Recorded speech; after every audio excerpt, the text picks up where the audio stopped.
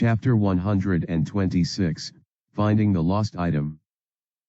The Carré Blanc Group's central building was a three-story building. Its ground floor was used for commerce. Its first floor was used for brokerage and special transactions as well as the storage of regular items. As for the second floor, it was used for three major purposes. One was to store the best of products. The second was adding the finishing touches for these products. And as for the last reason, it lay behind the door that Alderd was about to open. The manufacturing stations existed in the bulkier half of the building that served as an extension to the back. Since the building had a lot of space especially behind it, it surprising that manufacturing occurred there. That place was also off limits to those without access, but compared to that, this place was the real deal. The Holy of Holies. I haven't taken permission from Father to do this, but Alderd knew what his father would say in this situation. Right now, there was no room for hesitation. Right this way, Sir Relix. Despite what he would have normally done, Alderd allowed the man to enter first, before finally proceeding behind him. As the door creaked and closed behind them, yet another tension filled the air. Though, no one could tell where it came from. The room that the two men entered was completely dark, save for one source of light that glowed even in such deep darkness. Both of the men walked to the source of light, as if attracted to it for some reason. This is the enchanted tracker. It's imbued with the best kind of tracking magic. Alderd knew this thing was incredibly powerful with a failure rate of 0%. Tracking magic was very difficult to use, and it required a lot of mana to pull off. Naturally, the first criteria also applied to this gleaming orb. However, the initial problem, the difficulty of tracking magic, had completely been solved. All we have to do now is track your beloved's ring. She's not mine. Never mind. Alderd could hear mumbles from the man in the mask, but he couldn't quite pick it up. Rather than straining his ears, he gave up on it. So, you use this item to track down the merchandise you sell, huh?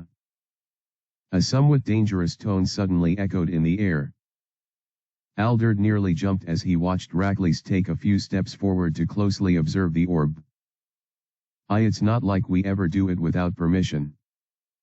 That'll be a violation of our contract. He quickly protested. Do you really care about all that when it comes to business within the black market? Alderd was very helpless in the presence of Relix's accusation. The group had a lot of protocols, and one of them was the non-use of tracking magic on the enchanted items that they sold.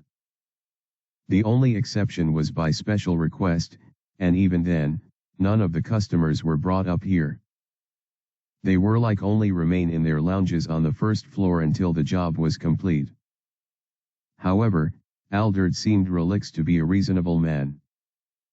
A dangerous one too. If we were to use tracking magic, the item that is being tracked will react to the influx of energy resonating with it.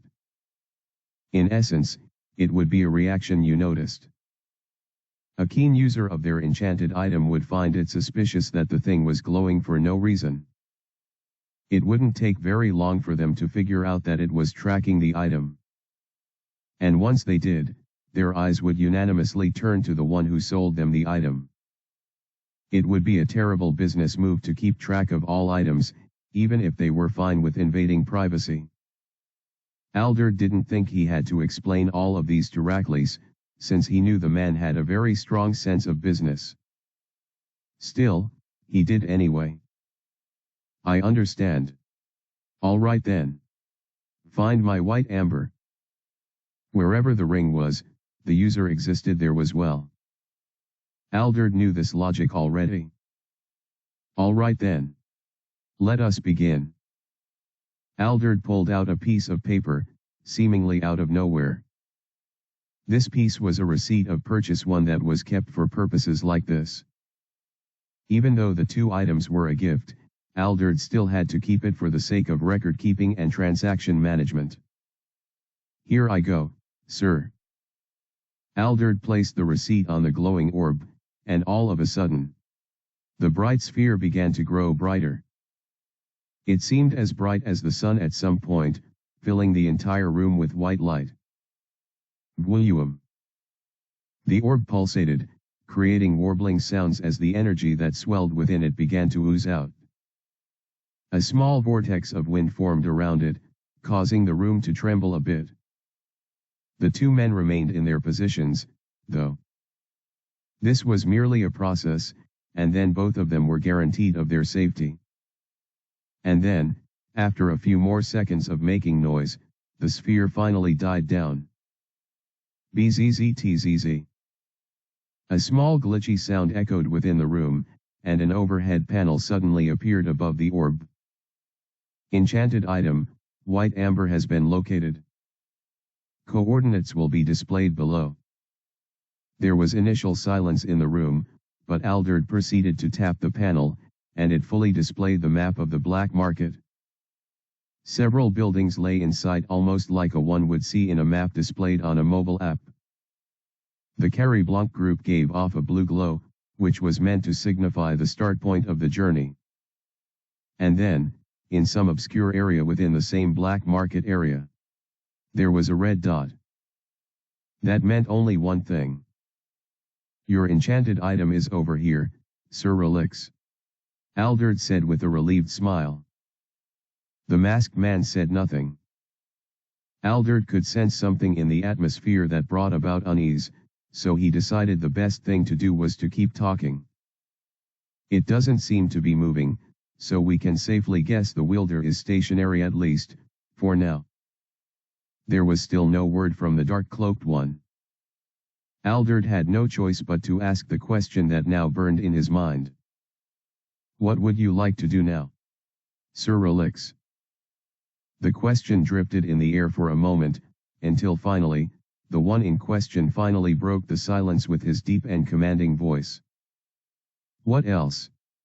I'll find whoever dared to steal from me. And make them pay for it." Alderd felt a chill go up his spine as soon as he heard those words. It felt like some sort of lid had been opened on the repressed rage of the masked one. "Whoever dared to do something like this? They have my pity." Alderd smiled wryly to himself. Normally, his task would end here. He had shown their dear seller the location of his item, and also confirmed it to be stationary. However, Alderd had another idea in mind. "If you do not mind, Sir Relix, I'd like to come with you." Asterisk. Asterisk. Asterisk. Thanks for reading. Looks like the ring has been found. Chapter 127, The Arrangement. Ray's heart was racing as he stared at the coordinates. His fists were tightly clenched, and he felt his eyes growing bloodshot. Why would Alicia be in the black market? He instantly knew that she couldn't have been there on her own free will. She was clearly in some kind of trouble. Is it because of Billy? I'm sure it's him. Remembering the face of his former best friend was enough to make him grit his teeth. He was fully annoyed. Despite Ray's annoyance, though, he felt a wave of relief hit him. At least I found her. Ditching the rest and coming here on my own really was the right move. Ray was able to leave the watch of the investigation squad and come here on his own after they all split up looking for clues. Thanks to that, he managed to slip into the black market space. I simply guessed that I could use their network or information channels to find Alicia. Ray had also considered them using tracking magic on their items, but he didn't think it would be this detailed. He also didn't like the implications that it brought to the table. If they can always track any item I buy from them, then am I really safe from their prying eyes? However, after Alderd explained the process to him, revealing the implications of doing something of the sort, Ray recognized that they probably wouldn't want to do something like that. And even if they did, he would know.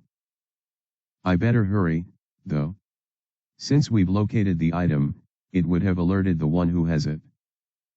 In Ray's mind, that person was Alicia. If she's surrounded by the enemy, they might see the glow and recognize it as tracking magic. That meant he had to get to her before she got moved from her position. It'll be difficult to memorize all these routes in such a short period of time, but I have no choice. He was in a hurry. Even though he was unfamiliar with a lot of places within the black market, and the target location was quite far from where he currently stood, Ray knew he still had to find a way somehow. And fast. As he was contemplating these things and getting ready to depart, he was met with the most unexpected suggestion. If you do not mind, Sir Relix, I'd like to come with you. Ray's surprise was well hidden under his black mask and the poker face underneath. What? He's a broker, isn't he? Why would he want to leave his place of work for me? Had Alderd sensed his unease and decided to help? Was there something else at play here? In the end, Ray had no choice but to directly ask the person involved. Why? Then, the answer came forth in a calm, calculated manner. There is a possibility that your target might start moving after you leave this place. To keep track of their movements in real time, it's best I accompany you. Alderd explained that he had a syncing device that connected to the tracking device in the room. They could use that to get an accurate read on the map and detect even the slightest movements of their target. What do you say? It was an honestly good reason. However, for the currently skeptical Ray, it wasn't enough. Why would you go this far for me? I might be a prized seller, but surely you aren't mandated to go as far as leaving your area of business for my sake. As soon as Ray said this, he noticed a slight change in Alderd's expression. From his small, humble smile emanated a crooked look. He had a very menacing demeanor that one wouldn't find in a business person. It was the kind of face you'd expect from a thug. Someone dared to steal a product from the Carrie Blanc group. Not many are foolish enough to do something so stupid. As Ray heard this, he watched Alderd's twisted smile grow even wider. I'd like to see who did this with my own eyes, as well as watch them be punished as much as they deserve. Of course, I'd like to ask you to leave some for us once you're satisfied. Ray knew how merciless the Carrie Blanc group could be. He wasn't sure if bringing an agent of theirs on this mission was the right thing to do. However, when he weighed the pros against the cons, he can see the real-time location of the ring, and he knows the black market much better than I do. Ray already knew he had no other option. Fine. You can come along with me. Thank you, Sir Relix. As Alderd bowed slightly, Ray felt a slight discomfort in the pit of his stomach. He still wasn't completely used to being called by his moniker. I'll have to grow accustomed to it, though. As Ray stole one more glance at the beeping red dot on the map, he narrowed his gaze. Impatience swelled within him, and his body was prepared to dart out that very instant. You're the only one coming with me, right? He asked Alderd. I would have liked to take a small group in order to display some of our power, but I recognize that it might inconvenience you quite a bit. Ray nodded slightly. Knowing the Carrie Blanc group the little that he did, this small group could end up being a squad of 100 men or even more. Mobilizing such a force would take time, and I'm in a hurry. So, how about this, Sir Relix? I'll only take one person with me. That'll make just 3 of us on this expedition. Ray only needed to think about it for a second before nodding in agreement. Perfect. Alderd clapped his 2 hands together as he beamed brightly. It was almost as if he never displayed any malevolent grin before now. Ray made a quick note to be wary around Alderd, warier than he was before, and the entire Carrie Blanc group. For now, though, something else was at the forefront of his mind. Alicia. Very well then. Alderd made for the door as he said with purposeful excitement. Let us depart. Asterisk. Asterisk. Asterisk. Thanks for reading. Chapter 128, Hideout of Lowlives. Sir Relix, please meet Yuri. She's a very capable fighter, even among the ranks of the Carrie Blanc combat force. Standing beside Alderd, who directed his hand towards her as a means of introduction, was a smiley-faced woman.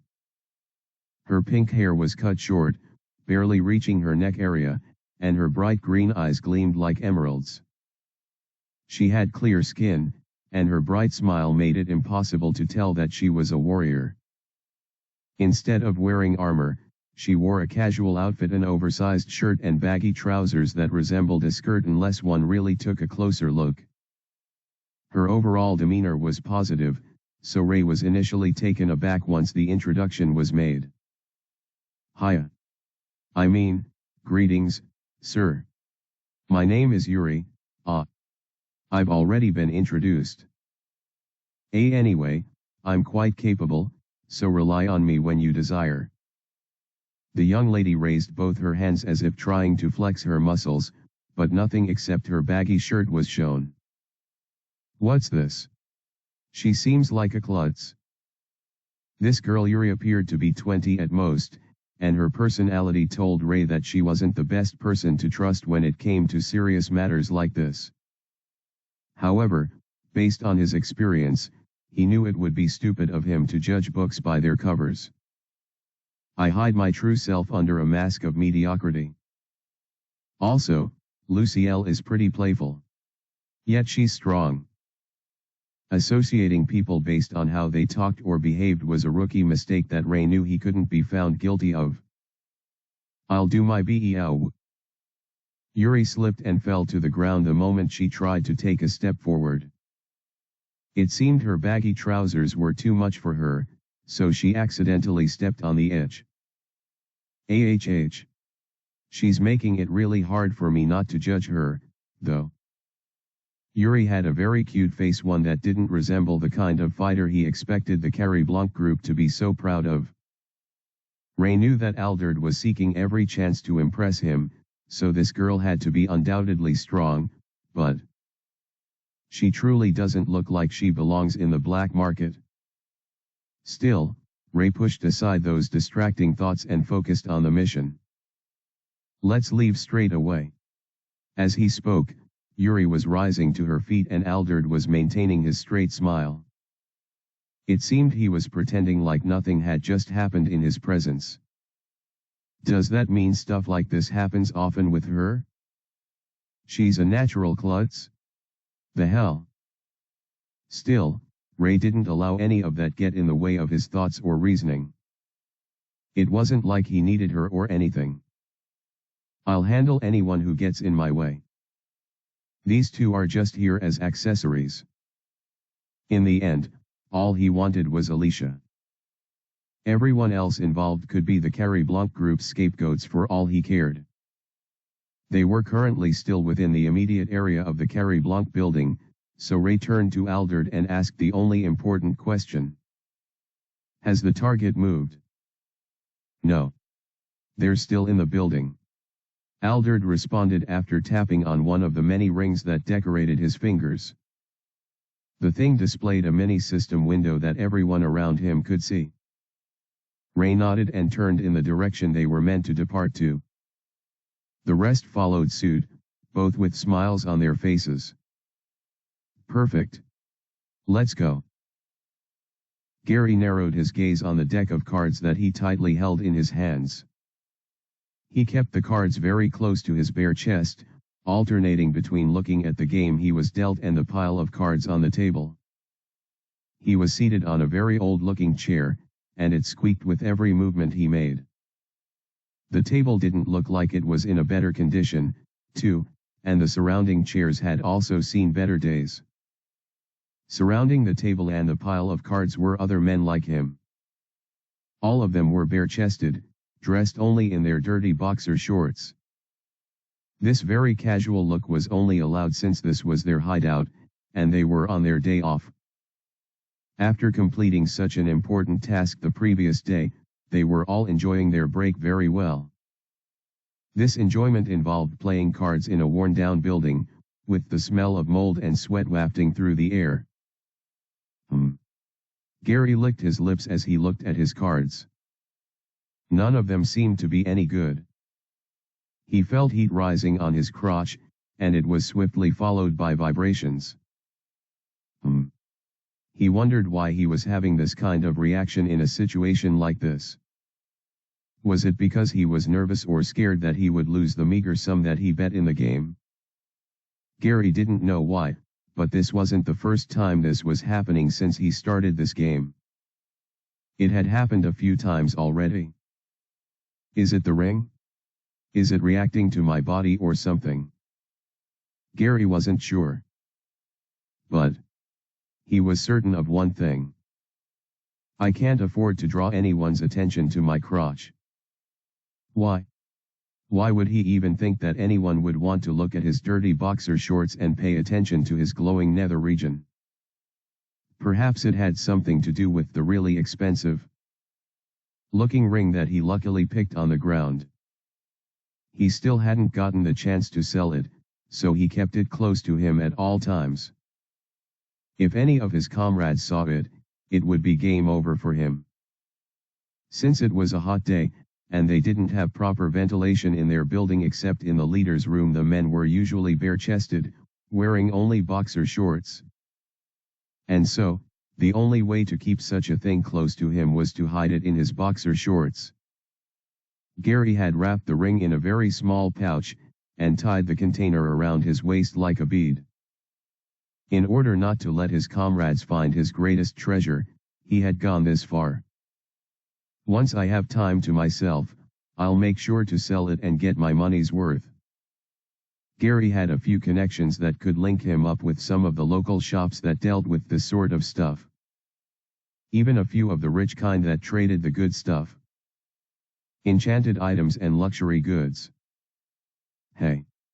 Stop delaying, Gary. You're wasting our time.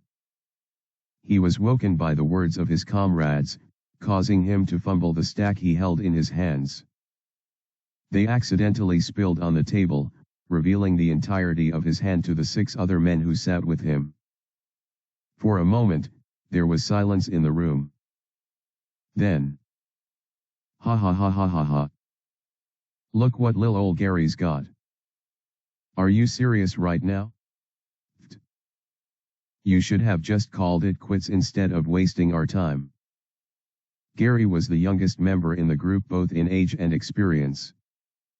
He just recently joined the group, and due to his lanky appearance, he was often picked on by his seniors. Even now, they wouldn't let him catch a break.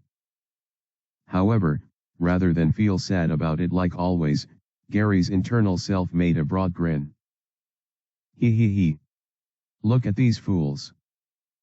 They don't realize it yet, but I'm going to be so rich. He was going to pay the boss what he owed, and then leave their ranks to live a better life in his village. A man with a single gold coin was praised in his village. Gary couldn't imagine what would happen if he went home with stacks of them. He would live like a king unlike these miserable idiots. It's only a matter of time. Gary called it quits at that point and told everyone that he was off to go take a piss. I win, baby. He heard a voice say as he left their group and went out back to pee in a corner. The outside world wasn't much different from the worn-down place Gary came out of. There were a bunch of uncompleted buildings and desolate areas where only the lowest of scums could dwell. The people here were criminals, not merely illegal merchants and customers. They were the savages that couldn't be contained by the surface world. As Gary pulled down his boxer shorts to begin his release in a secluded corner, he didn't even bother to look around him. No one cared about these sorts of things in the black market slums. This was truly where darkness shone. As Gary let out his liquid content from his average-sized equipment, he could sniff the smell of ammonia that wafted through the air. Some of it was his, but a majority of the smell had been there long before he came to relieve himself. To distract himself from the nauseating smell, Gary grabbed the pouch that contained his grand prize and looked inside it. The ring within was shining so bright that it nearly blinded him. It warbled with such intensity, and the vibration shook his palm slightly. What's happening this time? Asterisk. Asterisk. Asterisk. Thanks for reading. Chapter 129, Hideout of Lowlives. Privileged readers might be confused, because you've all read this chapter as an extension of the. Sorry for the mix-up, but I accidentally skipped a chapter in the earlier chapters, so by the time I was done adding it and editing it, things ended up like this. So please, go read the chapter called The Departure right before finding the lost item so you can get the chapter that you missed. I'm sorry for the mix-up. He suddenly began to hear noises coming from within the hideout. More noises greeted his ears, though they were very muffled since Gary was outside. Are they fighting again? He grumbled. Those idiots. They'll wake up the leader. Gary quickly finished his activity, inserting his stick inside his boxer shorts, ignoring the remnant liquid that dropped down his dirty underwear. This wasn't the first time he had rushed the progress anyway, so he wasn't too concerned. He closed the pouch and tied it back around his weapon, covering everything with his boxer shorts. Right as he was done, he heard another scream echo within the place. It was a blood-curdling one, not resembling one born out of a fight among comrades. Gary felt his heart skip a beat, but this fear was swiftly overruled by the fear of what their leader would do to everyone if he was woken up by their screaming. Even if Gary wasn't among, he knew the leader's punishment was one he could not escape. Spurred by this, he rushed inside the building, neatly ripping the door from its hinges, as he yelled like the idiot that he was at his noise-making comrades. You guys, stop. You'll wake the leader. As Gary rushed in, shutting his eyes to make this declaration, he realized something. There was no noise, at least, not anymore. Yet. Instead, a certain smell caused him to slowly open his eyes as it overwhelmed his senses with a familiar sensation. What is this? Blood and gore greeted his sight, as he noticed the severed parts of his comrades on the ground. Warm blood flowed to the bottom of Gary's feet, as if welcoming him to join in the puddle. And no. Gary could spot tons of internal organs, intestines, brain matter, and a bunch of other things scattered all around the area.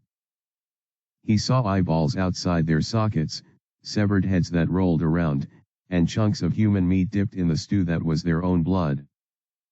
It was all so disgusting. Repulsive. Blurg. Before Gary realized it, he collapsed to his knees and vomited. The sour stench of his undigested contents, mixed in with the gross smell of the blood around him, combined to form something new. Something worse. Gary felt like vomiting once again, but he was stopped by a voice. Do that again, and you'll suffer even more before dying. The moment Gary heard this, he automatically swallowed his second round. Even though he was still very nauseated and downright disgusted by the sight of his earlier vomit sinking into the blood before him, he instinctively knew that he couldn't throw up. Doing so would mean certain doom. Why? Gary slowly raised his head as he spotted three figures before him. One was a man who appeared like a gentleman, the kind of handsome noble that any pauper like him would want to punch in the face. Then, there was a young lady who had an unsheathed blade brandished in her hand. She looked so cute that it seemed like she would never hurt a fly, but the murderous gleam in her eyes as she looked at him, and the blood splattered on her pretty face told him she wasn't as innocent as she seemed.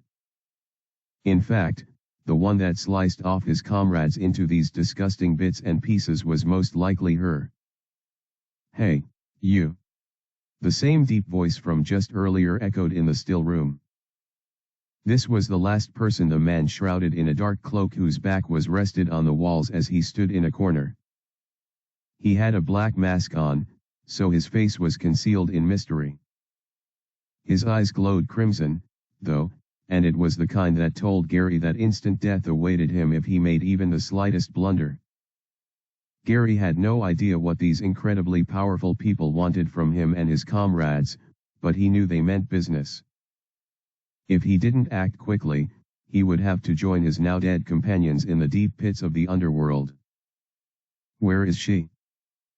The moment he heard a question from the man of darkness, Gary's body perked up as he remained kneeling. His desperate, but confused face greeted the obsidian mask with helplessness. I don't understand." "Don't make me ask again." The man's crimson eyes shone brighter as he stared at Gary. "The girl with the ring.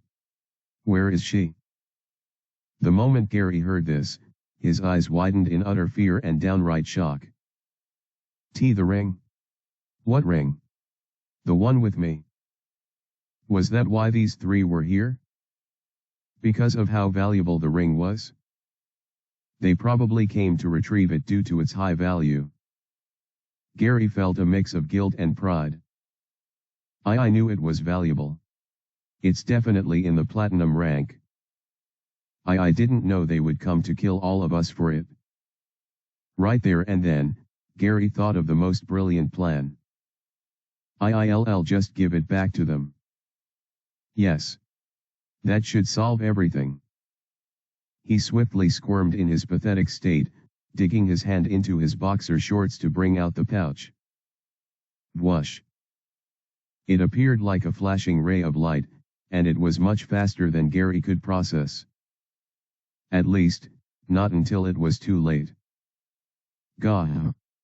His screams echoed in the air as he could no longer feel his hand. The thing was now on the bloodied floor, separate from the rest of his body. Jigoar! Sweat formed on Gary's face as he saw smoke rise from his severed hand, and he could feel immense heat seared into his gaping arm. It was at this moment that Gary recollected what happened. A beam of crimson light had come from the eyes of the masked one, swiftly burning off the connection that held his arm and hand together.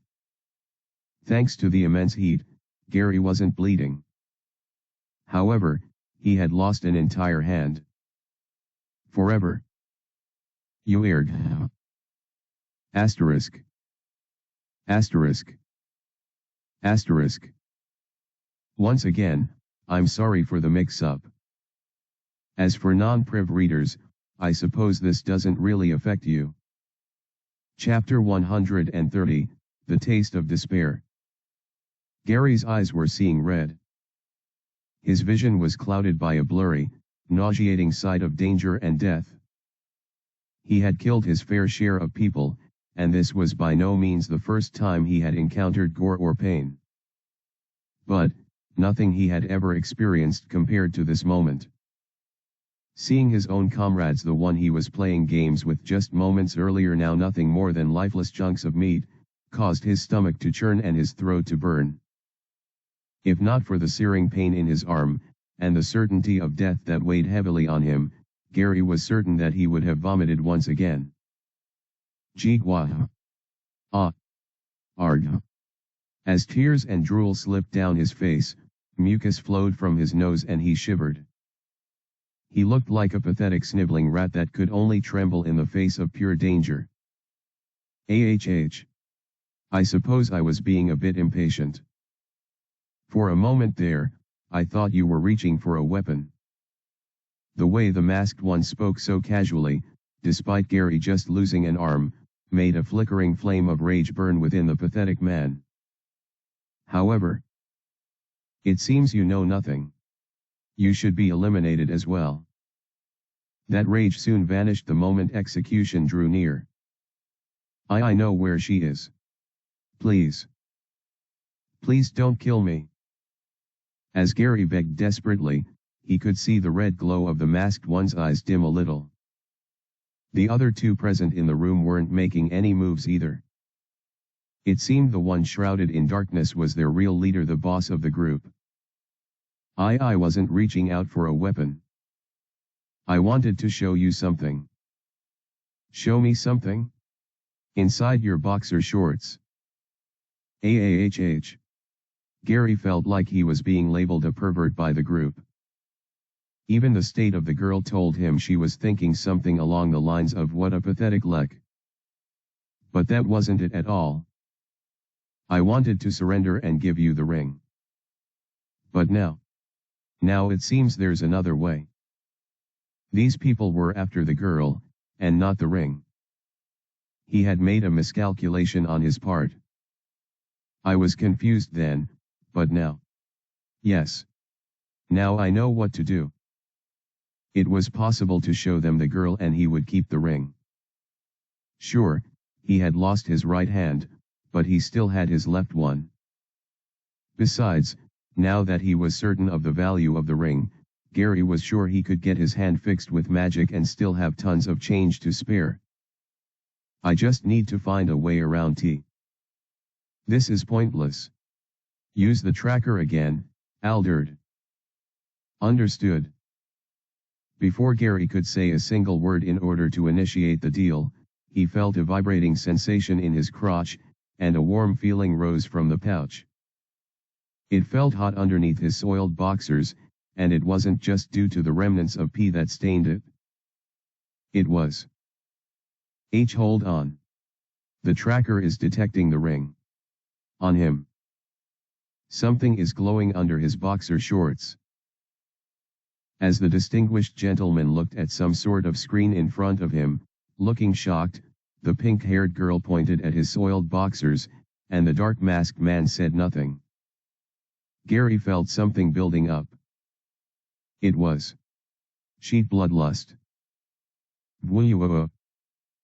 The entire area was shrouded in such pressure that Gary felt he would die just from sensing the killing intent. He felt like passing out 1,000 times over, but he wasn't allowed to. The joint bloodlust from all three who watched him made his heart nearly give out, and Gary was teetering between the edge of life and death. Then. You imbecile. You actually kept our luxury item close to your wretched dick. No one could have expected the gentleman to utter such crude words, but he did. Shall I dispose of this fool, Master Alderd? The pink-haired cutie was already brandishing her blade, ready to turn Gary into a kebab. Gary felt his body shake violently. He knew he was screwed just from the enraged faces they were making. No. Hold on. We can't act on our own. The man who had earlier been addressed as Alderd looked in the direction of the silent masked man. We're not the owner of the item, so it's not in our place to mete out judgment. It was clear that Alderd was immensely furious, but he deferred to the masked one. Another proof of who was in charge here. How would you like to handle this matter, Sir Relix? As the question echoed in the air, the man resting on the wall finally left his position. A heavy exhalation, almost akin to a frustrated sigh, escaped his lips, invisible due to the mask he wore. The one called Sir Relix took one step forward, and then two. On and on. With each step, Gary felt like he had already reached the end of his life, yet he found himself still maintaining his mortal coil. Why ask me? His question sounded strange, nearly sarcastic. That ring doesn't belong to me either. Despite speaking in such a cool tone, his crimson eyes had never been brighter. But, I think I'll take it from here. The two pink hair and Alderd nodded politely and took a few steps back. Now, only Relix stood at the forefront. Don't expect a quick death. His crimson eyes focused heavily on Gary as he gulped fervently. This really was the end. I am sorry. I won't do it again. I promise. I promise I'll be better. Unfortunately, his trembling lips were too impotent to let out the words that echoed loudly in his mind. The end was here. Hold it right there.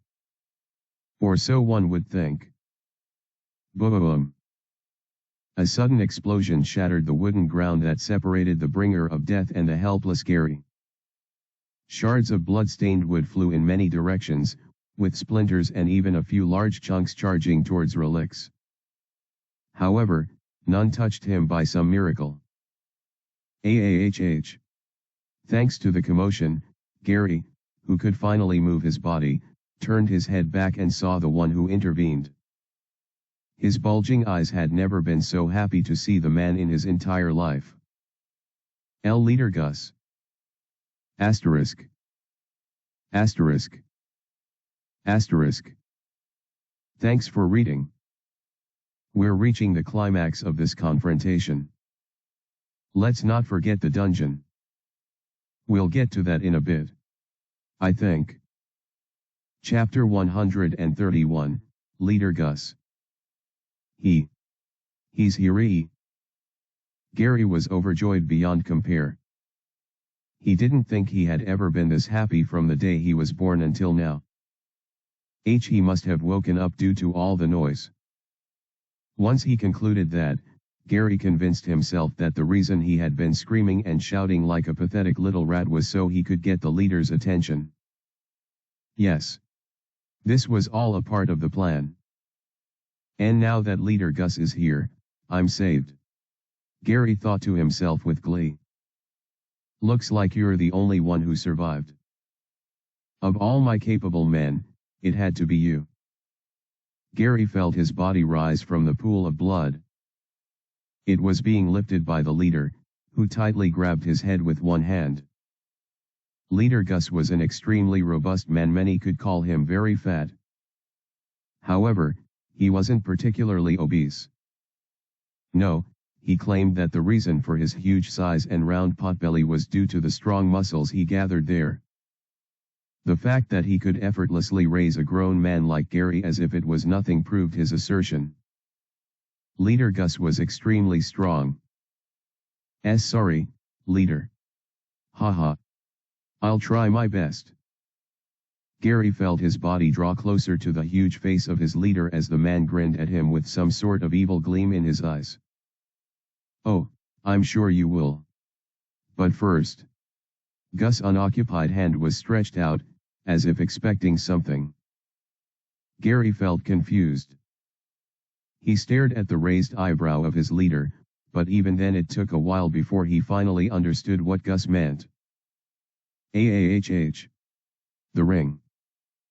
His only viable hand trembled as he struggled to remove the pouch from his crotch and present it to the overweight man. Gary wasn't particularly keen on parting with such a treasure, but he was more interested in living. Besides, perhaps he could get a cut from the whole thing if the leader sold the ring. We just have to get through these guys first. As Gary thought this, while dropping the pouch on his leader's outstretched hand, he felt something squeeze his head tightly. Leader, why you squeezing a little too? Squelch. Before Gary could let out his words completely, his entire head burst into pieces. Pink chunks of brain matter splattered around the area as blood splashed from his headless body. His lifeless form fell to the ground in a heavy thud, and his naked body awkwardly lay in the pool of both blood and vomit. Before Gary could have even imagined it, he was already long dead. Hoo-hoo. What a useless guy. Gus grinned with a big ol' smile on his face. His flabby neck and fluffy-looking cheeks danced as he made a chuckle. He gently caressed the pouch in his grasp, not even minding that it had previously occupied his subordinate's nether region. I heard everything, you know. I've been awake for some time now, so I know. Gus dangled the pouch, which was now upside down, forcing out the gleaming treasure inside.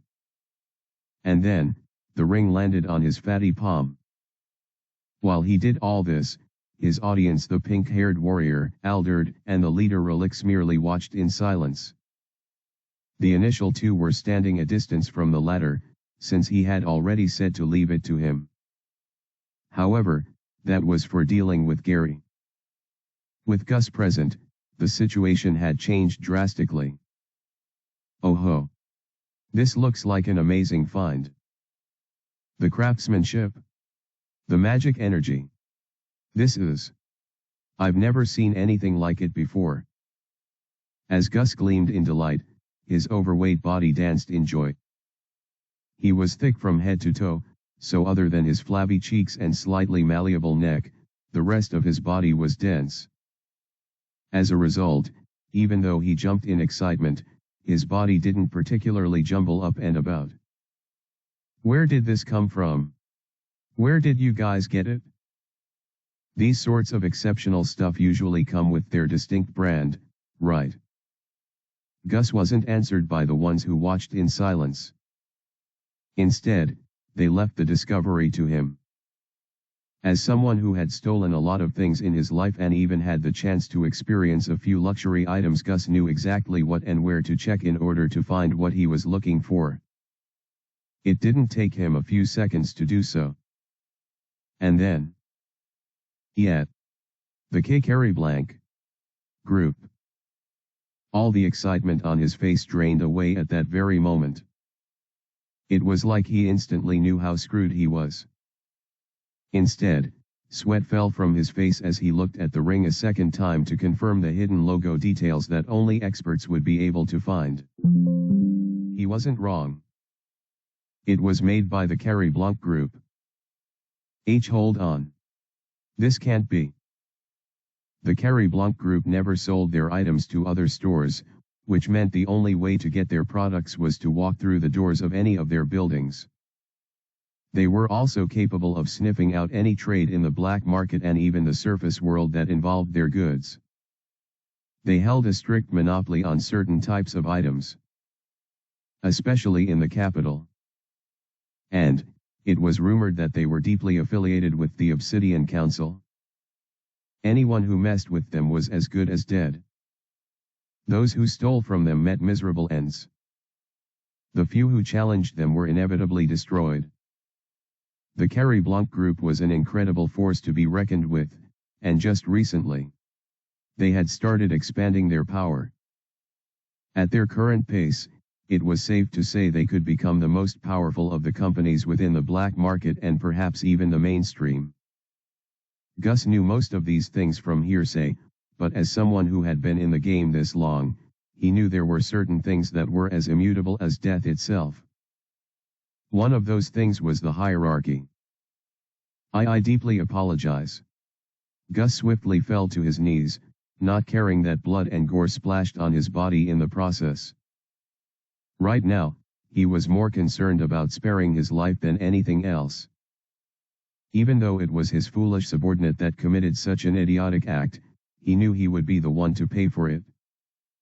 Such was the law of this world of darkness. Please spare me. I'll do anything. He pleaded, more sweat dripping down his body. He could feel his heart racing as an uncomfortably tense air of silence hung above him. He felt like a blade might descend from above and end his life. He also knew he couldn't do anything if that happened. Gus could only pray he would be spared. I told that man that he wouldn't die a quick death. As Gus heard the voice of the Dark One known as Relix, he felt a chill permeate his entire body. Yet you killed him so easily. Gus instantly knew he was screwed. I messed up. I screwed up. I'm so dead. His bulging eyes showed his thoughts very clearly. So how do you plan on taking responsibility? The moment Gus heard this, he knew he had been extended a lifeline. This was the only chance he could get if he wanted to live. He had to take it. The girl you're searching for. I know where she is. Asterisk. Asterisk.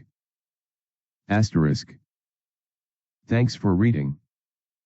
Chapter 132, A World of Darkness. I feel sick. As Ray looked at the man before him, and at the space he found himself in, he honestly felt disgusted beyond words. Killing monsters had already become a part of his normal life, but there was no way to get used to this. Blood. Gore. Death. The death of humans. Calm down, Ray. Right now, he was playing the character of Relix, the dark and gritty man of the shadows. He couldn't afford to blow his cover here. But this is too awful. Ray had read and watched a lot of violent stories. He was a big fan of things like this, and anytime he read them, he found them fun and engaging. The same feeling came to mind when he slaughtered monsters without consequence. But now that he was faced with actual mutilated corpses, Ray couldn't help but feel the urge to throw up. The overwhelming smell in the air, and the sight of so many sliced up bodies along with their internal organs, were more than enough to put anyone off. To think that girl did all this. Yuri was the one who horribly mutilated all of these bodies at his command. The surprise on his face when he saw how she summoned a blade out of nowhere and so easily ended human lives was indescribable. It was puzzling how someone who appeared as sweet as her could switch up so easily and rid so many of their lives in horrible ways for that matter. Yuri had certainly made sure each of the men suffered greatly before they died. It was horrible. Both for the men and for Ray, who watched everything. He had chosen to stay in a corner and observe since he didn't want to draw close to the site of carnage, but he knew he couldn't stay away forever. Relix could not appear weak. That was why, when he approached Gary to deal a devastating strike, he was very slow. Hesitation filled his steps, though he wasn't sure if anyone besides him noticed. The more he saw the face of the man he was about to kill, the more he felt his heart racing and disgust churning in his stomach. I've never killed any human before. I don't think I want to. His plan was to torture him a bit and make Yuri finish him off, just to make himself seem like a brutal man. Ray wasn't brutal at all, at least, not to humans. He was just a 16-year-old boy who now realized that he was in over his head. Frankly speaking, he was scared. I shouldn't have forgotten. Just because I was able to establish myself with a big place like Carrie Blanc, I should not have forgotten what kind of place this is. This was the criminal underbelly.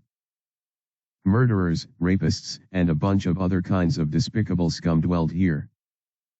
How could he have thought of hacking and slashing his way through, just as he did in Dungeons? He wasn't fighting monsters this time.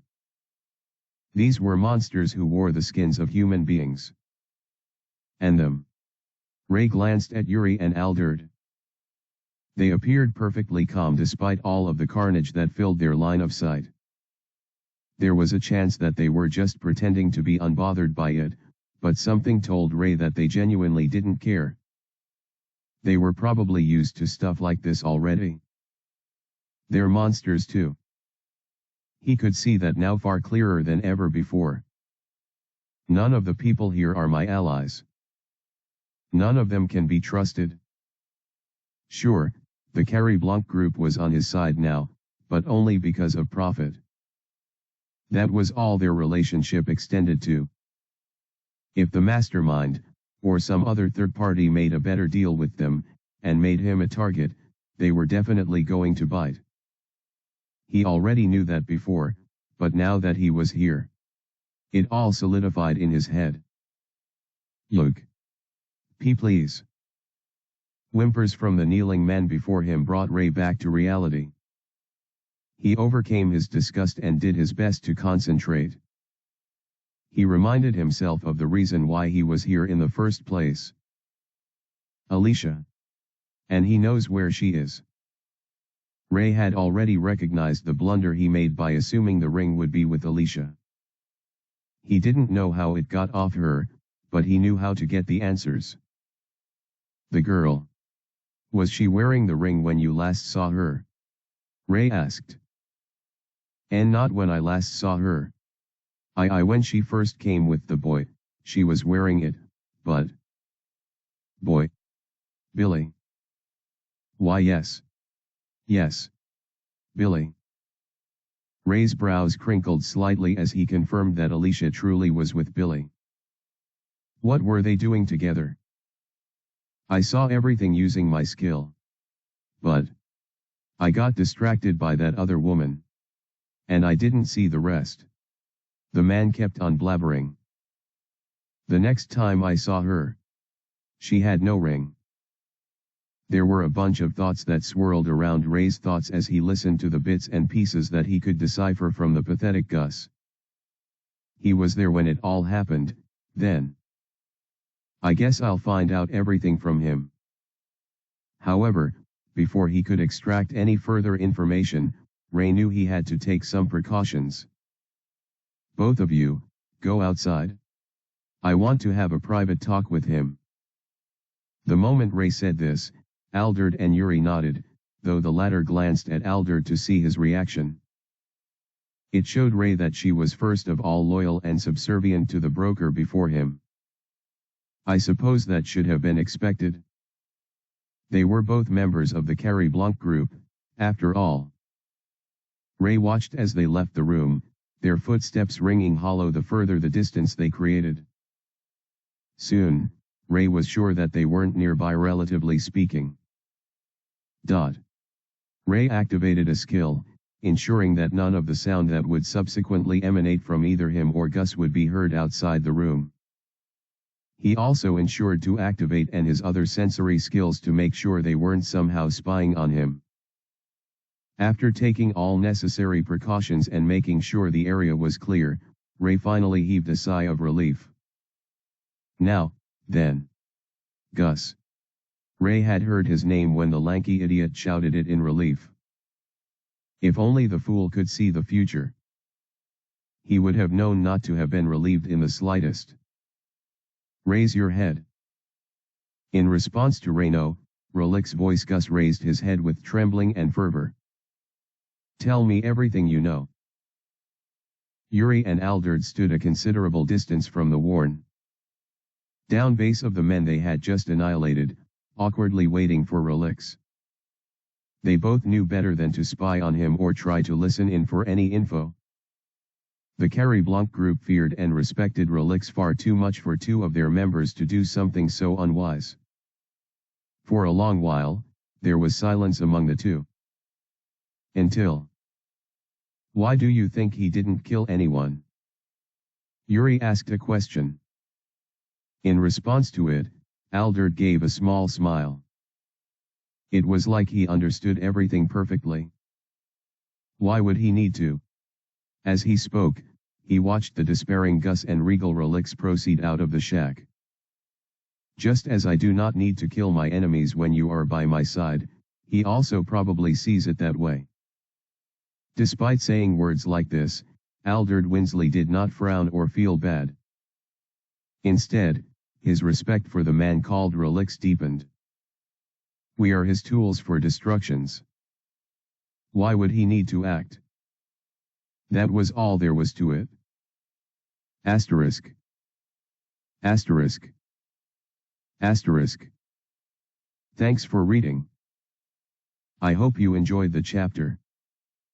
I know there hasn't been a lot of action recently, but this story really took a dark turn, didn't it?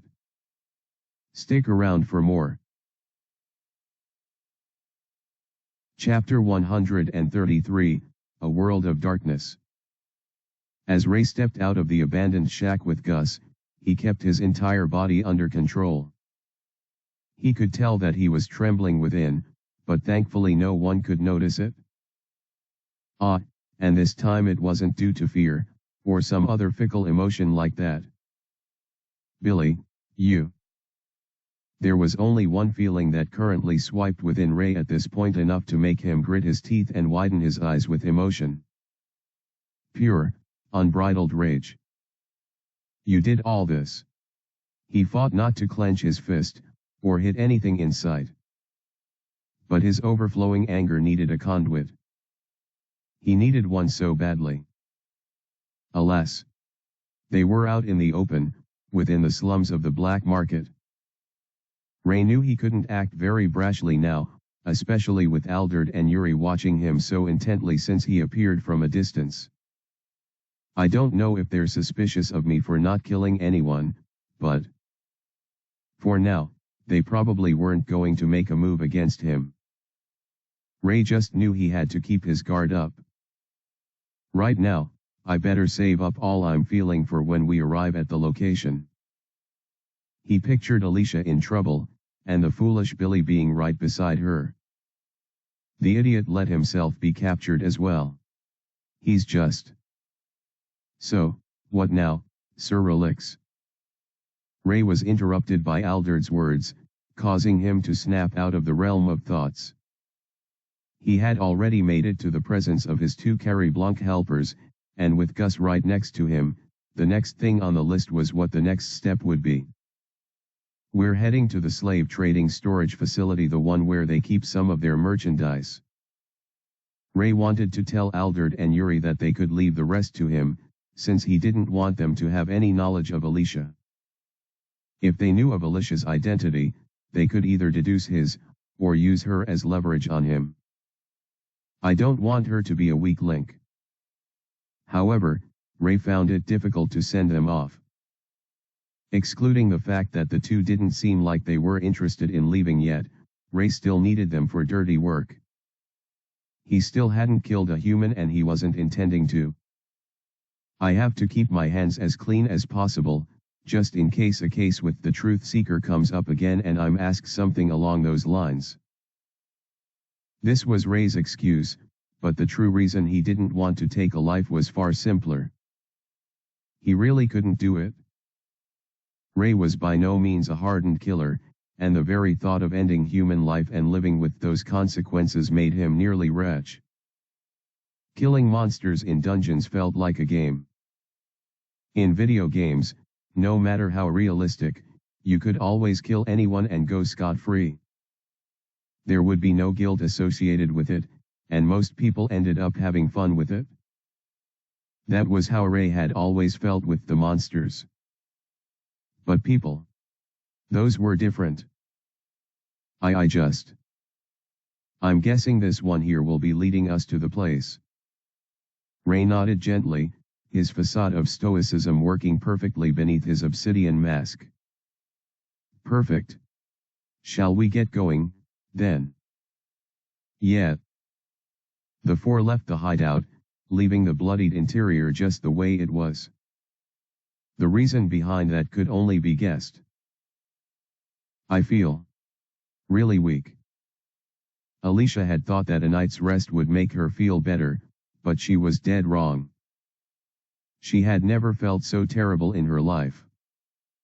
My body won't even move.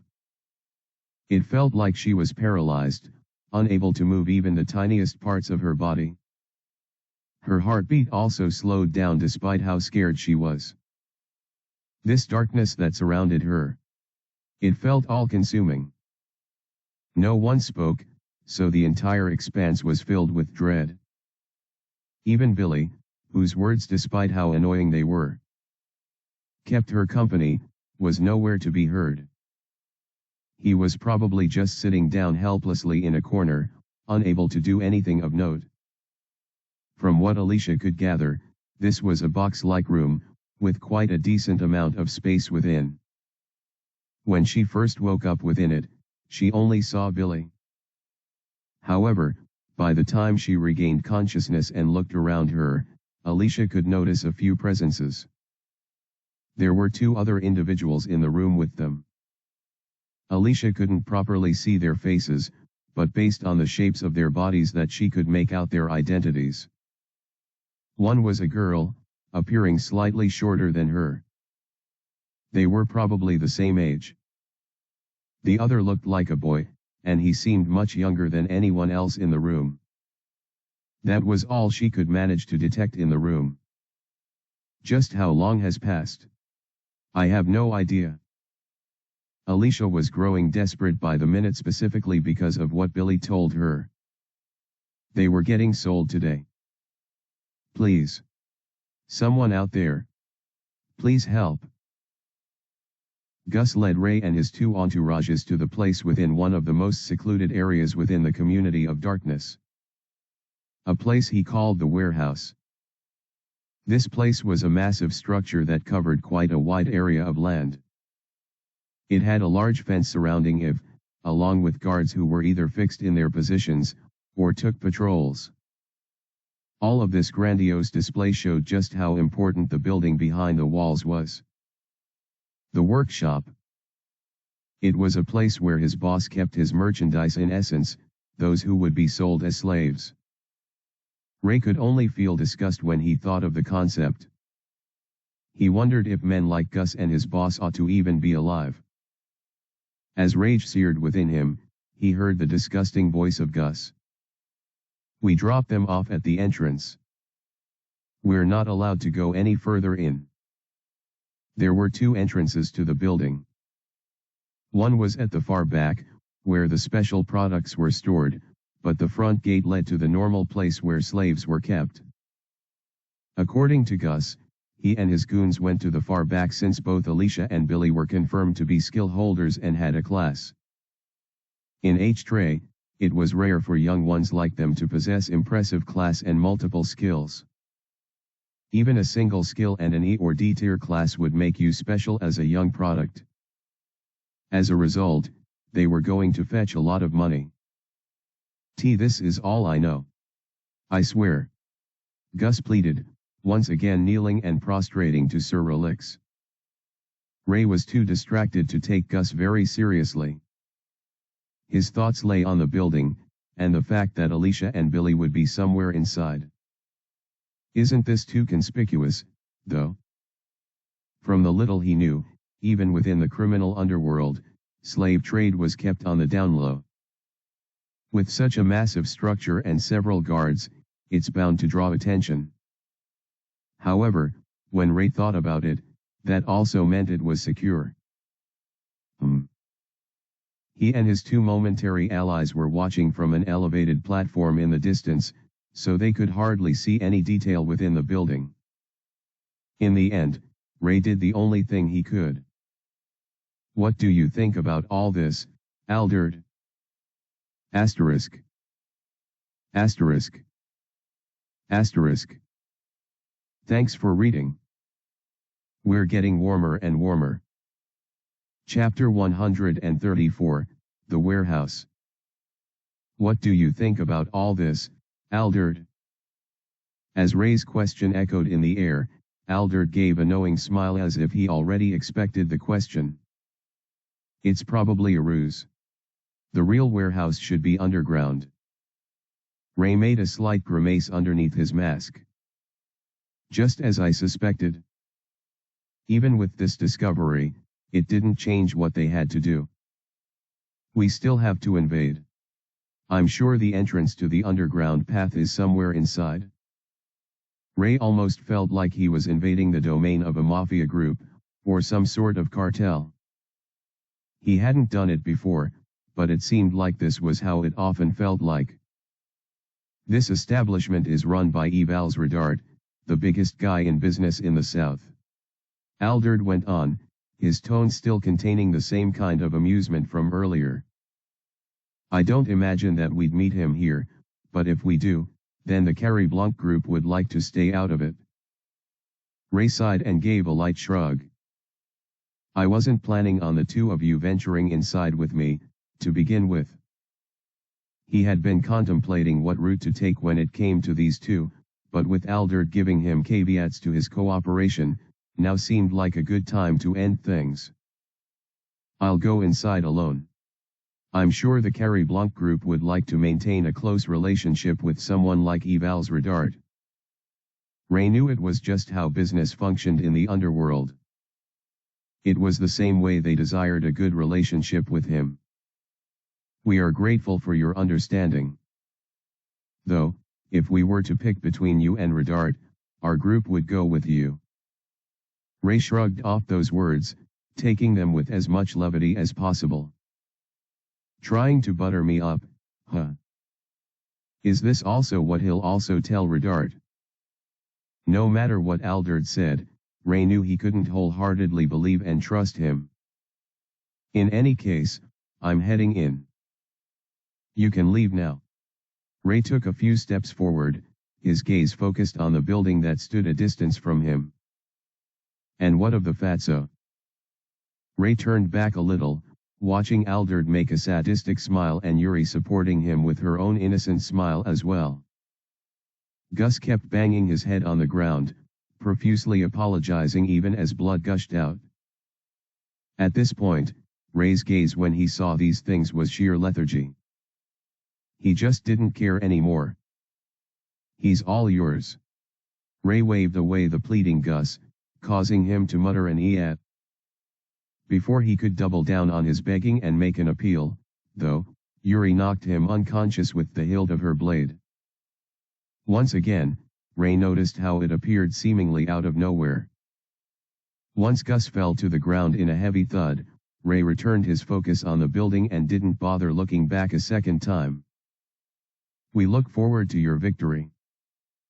Come patronize us again when you're done. It's been a pleasure, Sir Relix. Ray simply ignored their words of farewell and leaked out a heavy sigh. They're all crazy people. The warehouse was a two-story building which covered at least an acre of land. It was surrounded by a tall and sturdy fence that prevented anyone from seeing anything that happened inside. Unless someone flew overhead the entire place, there was no way to see anything beyond the grimy walls that imposingly stood tall. Both the main building and the surrounding fence were covered with black paint, and they seemed like old structures that would collapse at any moment.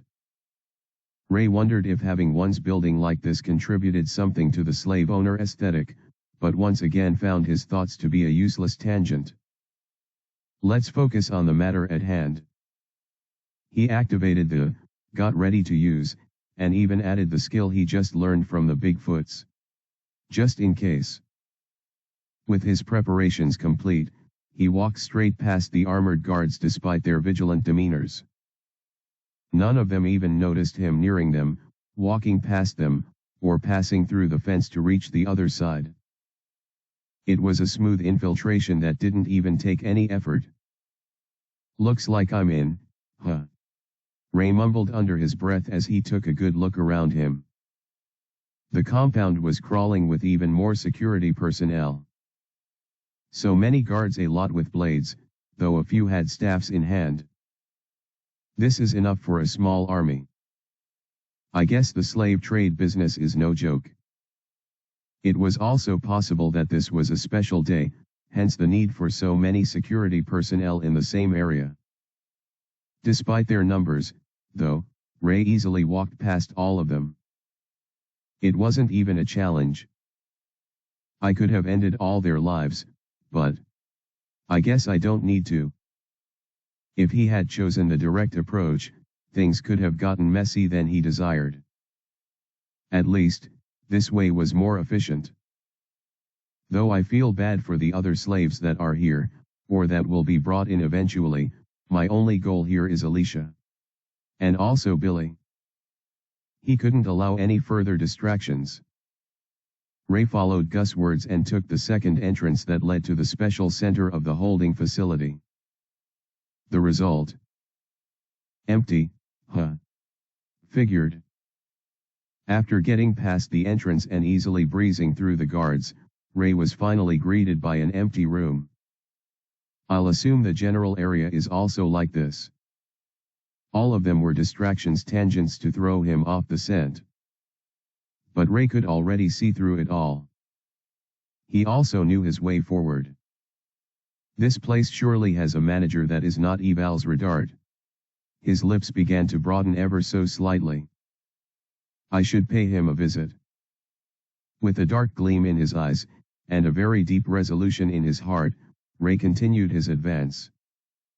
"Wait for me, Alicia. I'm coming. Asterisk. Asterisk. Asterisk. Thanks for reading. I appreciate your support immensely. Apologies that this part is going so slow. Keep pushing." Chapter 135, Warehouse Manager. Sylvia loved money. As she sat on her chair, piles of coins were arranged to form towers before her. There were quite a few bronze coin towers, a couple made up of silver coins, and finally, a golden coin tower. She was grinning like a baby as she played with the tower of coins before her. Sylvia had a dark ebony skin, with black hair and pure black eyes. They say the eyes are the windows to the soul, but Sylvia's dark irises showed nothing, prompting many to call her soulless. She didn't mind, though.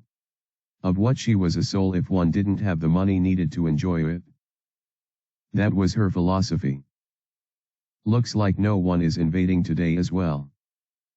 What a bummer. Sylvia sighed, placing a hand on her cheek as she poured a little. Her office was within the warehouse building, and it was considerably large. Since she was the manager, it was only a given.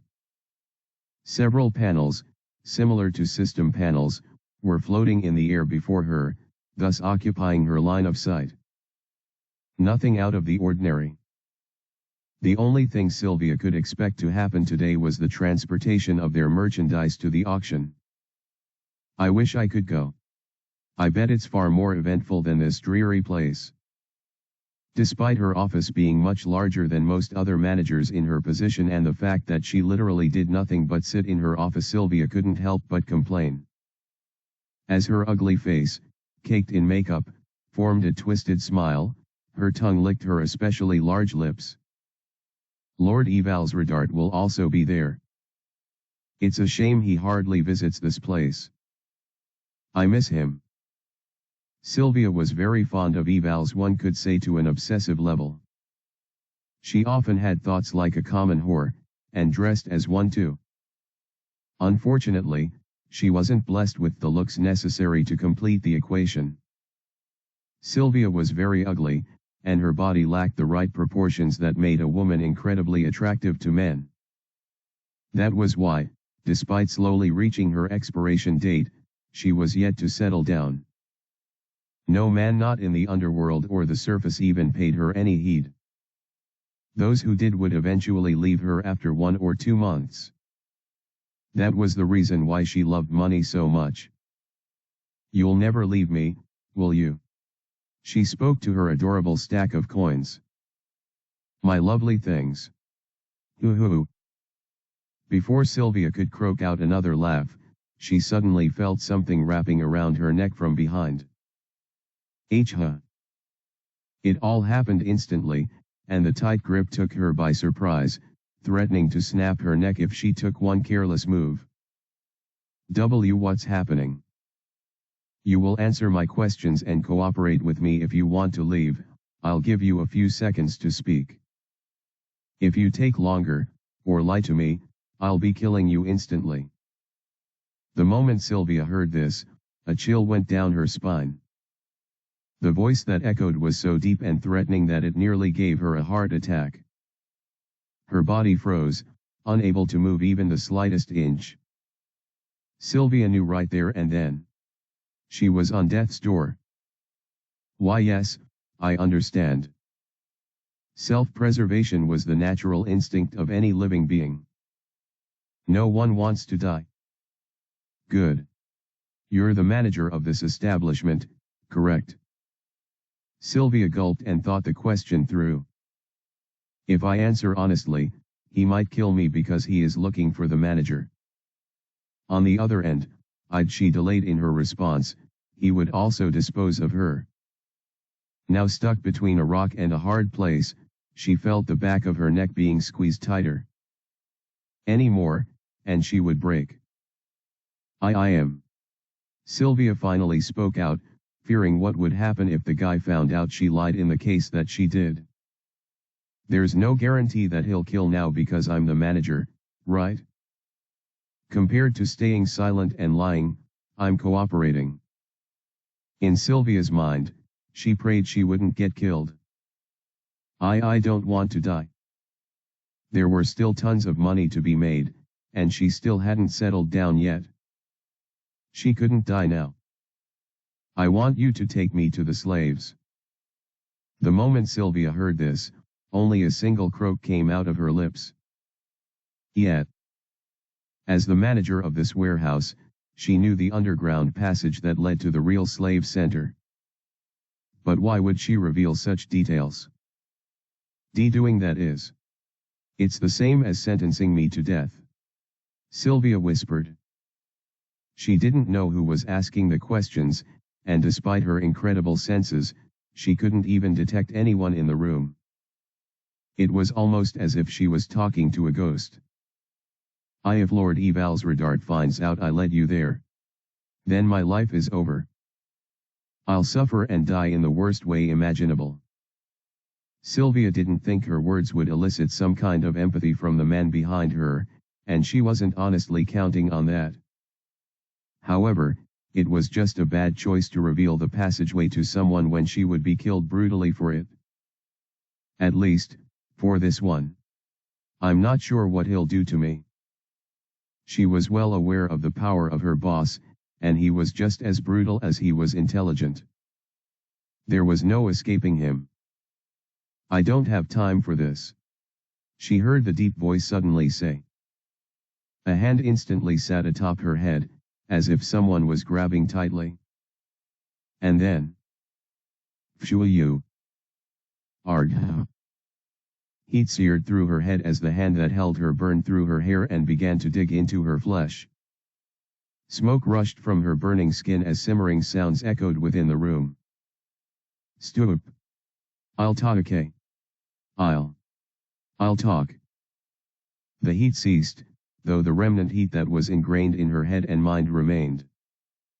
Smoke rose from the top of Sylvia's head as she felt strands of her hair falling down. The man behind her had just shown her a taste of what he could do. Sylvia already knew there was more in store for her if she refused him any longer. I'll talk. There was no way to resist any longer. Asterisk. Asterisk. Asterisk. Thanks for reading. We're finally getting to the slaves in the Chapter 136, The Underground Passage. Finally. Ray heaved a sigh as he deactivated. It was a skill he recently acquired in the 10th floor, along with another pretty intense one. Since the manager was ready to talk, he removed his hand from her head, though he still had his other one wrapped around her neck. If she tried anything funny, he was going to use lightning to teach her a lesson. I thought it would take very long, but thankfully she's very cooperative. Stand. Ray told Sylvia, and she instantly obeyed. Lead me there. What? I said. Lead me there. The moment he emphasized this, tightening his grip around her, she no longer rendered any complaint. Let's go. The path to the underground area was, without being a surprise, on the ground floor. It existed in a room disguised as a mere storage room where old furniture and cleaning tools could be found lying around. However, right on the ground, there existed a clearing that could be opened up as one would a kid in a jar. Impressive. Ray thought to himself as he saw Sylvia open the entrance while he watched a short distance away. I wouldn't have guessed you could remove the flooring like that. He was still invisible, perfectly blended with his environment too, so Sylvia could not see him at all. And so, after she was done, she looked around the room and spoke, not knowing who to address and where he stood. Here it is. And are there other secret entrances or openings I should know of? Ray asked. It would suck if he found traps or a confusing passageway, or some kind of dead end that could only be solved by someone on the know. And no. To the left is the special center, and to the right is the general center. Ray looked at the scared woman's face and didn't think she was lying. She looks hideous. Thanks to most of her hair falling out thanks to his skill, and her naturally ugly face, Ray found her disgusting. The makeup on her face was already melting off, and her massive lips made her appear more like a clown than anything else. So, I can go. Right. Sylvia slowly rose to her feet, her eyes pleading for mercy. If I let her go, she'll basically expose my identity and plan. However, he couldn't just kill her. As a result, Ray went for the safest alternative. In an instant, Sylvia collapsed to the ground in a heavy thud. Her head clashed with the hard floor, causing a loud echo to reverberate in the room. That'll hurt. Ray winced slightly. Is everything fine, Lady Sylvia? A guard yelled from outside. TCH. Annoying. Ray activated his skill and yelled out in Sylvia's voice. Yeah, I'm fine. Now focus on your job. Why yes ma'am. Ray sighed and felt relieved that it worked out so well. Now then. He drew closer to the considerably large opening in the ground. Let's go get Alicia. Ray plunged into the depths of darkness and was met with blindness. His feet hit the ground sooner than he thought, revealing how the underground area wasn't as far down expected. Still, thanks to the perpetual darkness surrounding him, he couldn't properly see. I can't believe I still don't have a skill. All of this was no problem for Ray, though, since he simply used to brighten up the place nearly instantly. As one would expect from an underground passageway, it was surrounded by dirt. The paths were already carved out, albeit crudely. Pillars connected the ground and ceiling together, and perhaps the most notable of all was how the paths were designed. It's a straight line, and then this is the exit. According to what Sylvia told him, he would find the special center if he went left. So left it is. Ray was curious about how regular slaves were, and he even thought of helping them, but his first priority was Alicia. If he had more time, or an opportunity that could bring it into fruition, then he would. But not now. I have no idea if I'm running out of time or not. Once Ray had this thought, activated and then, within a second, Ray had flown off in search of Alicia. Well. Isn't this an interesting development? Outside the warehouse, maintaining their safe distance from the structure, were Alderd and Yuri. Instead of returning, since their work was done, Alderd decided he wanted to stick around and see how everything would end. Behind both of them was Gus, who was naked and tied up ropes all over his body. The robes seemed enchanted, since they glowed, paralyzing the massive man very easily. As for Alderd, he was smiling widely as he narrowed his gaze on the entrance of the massive structure. A man was walking towards it, having an entourage of two well-dressed individuals, one man and one woman. One of them had a warrior's armor on, while the other, the woman, was dressed as a mage. The man who led them, however, had a completely different look. He had long dark hair, with an eye patch covering one of his eyes. His attire was regal, clearly displaying his status. He had a sly grin on his face as he neared the guards who stood around the entrance. All of the guards instantly bowed their heads, welcoming him and the two behind with profound respect. Looks like Sir Relix will be having a bit of an interruption on his plans. After all, the man who just entered the building was none other than the owner himself. The slave trade kingpin of the Southern Territories, Evals Redart. Are we really not going to assist him? Yuri asked her superior in a calm tone. There's no need to. Alderd's voice contained nothing but certainty, with a sparkling hint of amusement in his eyes.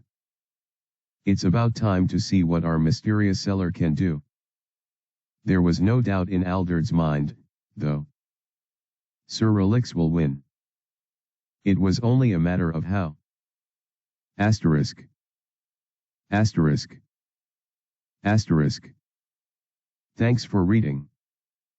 Chapter 137, Saving the Captives. This is it. Right in front of Ray was a door. It was so poorly made that it seemed crooked at best. Any sufficient pressure applied to it would be enough to break the door into bits. They put slaves behind this? Are they not worried they'll try to escape? Ray surmised that the captors were probably confident that the captives would be unable to escape, so he shrugged the thought from his mind. Alicia and Billy are both strong. The people here must have a way to restrain them. That told Ray that he couldn't be complacent. He activated, just in case, and proceeded to open the door. Creak. The door easily opened without Ray exerting much of an effort, and it revealed a room shrouded in darkness to him. What's this smell? A sickly sweet smell filled the air, making Ray nearly nauseated. Thankfully, his kicked in. Still, he felt like it would be safer to leave as quickly as possible.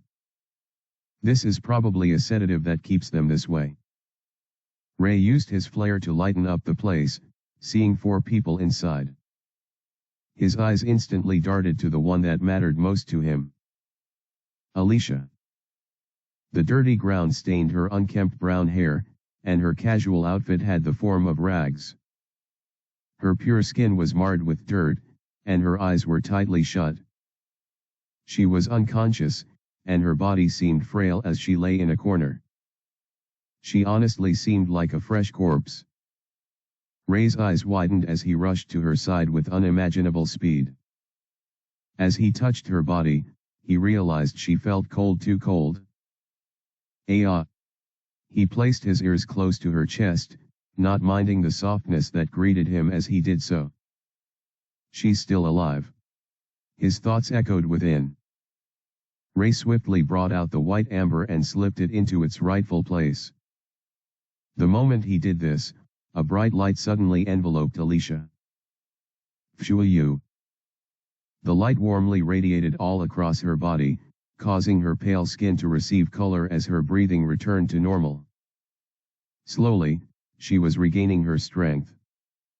Looks like the ring's effects work perfectly fine. Ray made a slight smile under his imposing mask. However,